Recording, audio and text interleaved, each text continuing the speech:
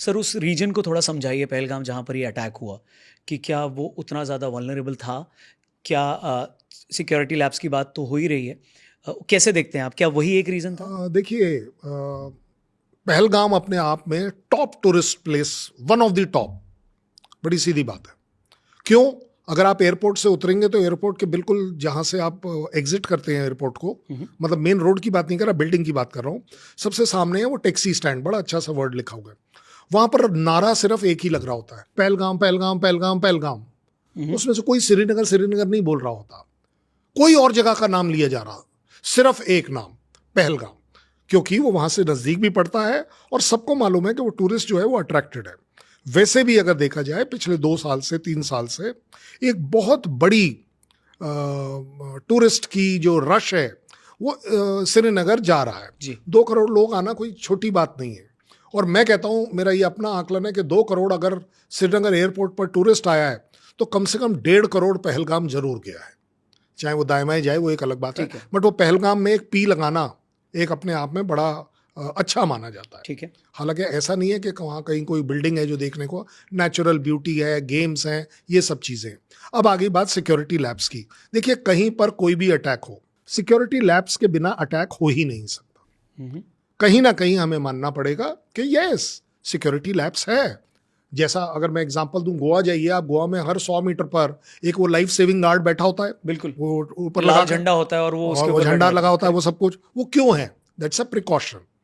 शायद हम इसमें चूक कर गई स्टेट गवर्नमेंट हमारी, कि उसने उस जगह को ग्रांटेड ले लिया कि यहाँ पर अटैक इसलिए नहीं होगा क्योंकि शायद लोकल सपोर्ट जीरो होगा, क्योंकि आमदनी का, रोजी रोटी का जरिया है।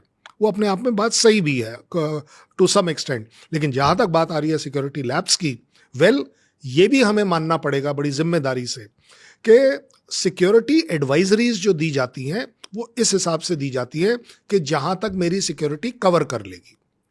अगर आप पहलगाम की बात कर रहे हैं तो पहलगाम प्रॉपर में पुलिस स्टेशन है, सीआरपीएफ की पोस्ट भी है। वहां पर ऐसा नहीं है कि बिल्कुल नंगा है वो एरिया। उसके अलावा अगर आपको, वो एक लेडी ने और भी बोला कि वहां 3 पुलिस वाले भी थे। जी। वो 3 थे, 2 थे, 1 थे, कोई बड़ी बात नहीं है। लेकिन जेके पुलिस में एक अपना खुद का डर भी होता है कि अल्टीमेटली अगर कहीं गोली चलती है तो ये आर्मी की तरह रिएक्ट नहीं करते कि ये गोली चलने वाली जगह की तरफ भागे रोकने के लिए। इनका फर्स्ट रिएक्शन अनफॉर्चुनेटली पुलिस ही रहेगी कि वो अपनी जगह रुकते हैं, सर नीचे करते हैं और शायद 2 कदम पीछे भी हटते हैं। सो ये वाली सिचुएशन में अगर आप बात करें, क्योंकि देखिए सिक्योरिटी लैब्स अगर आप बोलेंगे वो तो इजराइल में भी सिक्योरिटी लैब्स है, लेकिन इसका मतलब ये नहीं है कि अब हम अपनी सिक्योरिटी को अपने तरीके से देखेंगे। इस बार हमने सिक्योरिटी लैब्स को अपने ऊपर एक अच्छी जिम्मेदारी के तौर पर लिया है कि ये बार बार कब तक, कहां तक, किस किस जगह पर आप सिक्योरिटी देंगे। सो अब हम वहां जाने की बात कर रहे हैं जहां से ये टेररिज्म एमिनेट हो रहा है, जहां वो ट्रेन हो रहे हैं, जहां ये प्लानिंग करी जा रही है, जहां इनके आका बैठे हुए हैं।